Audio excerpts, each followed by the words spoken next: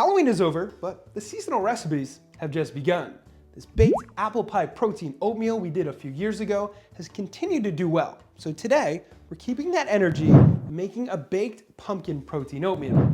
It's just as good, especially if you like pumpkin. It takes 5 minutes or less to prep. So let's jump right into it. Start this one with a large mixing bowl.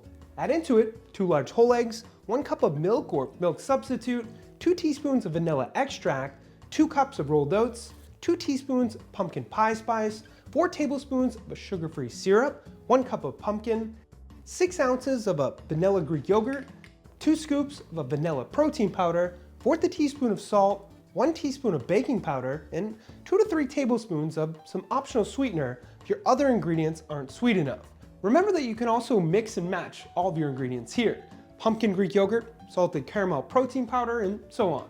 I'll put some of my other favorite variations along with other tips and metric conversions on the website, which is always linked up here or below in the description. Continue now by mixing everything together.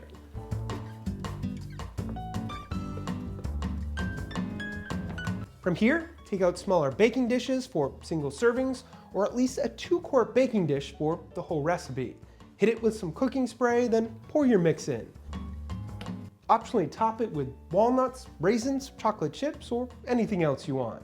Put that into the oven on 375 for around 25 to 30 minutes, or until it looks like this.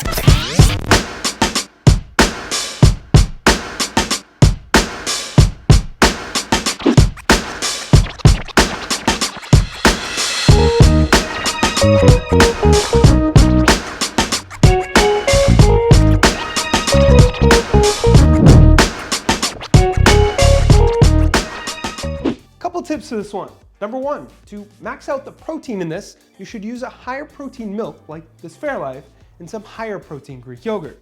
Number 2, store this in the fridge. It should last around 4 days depending on how you portion it out.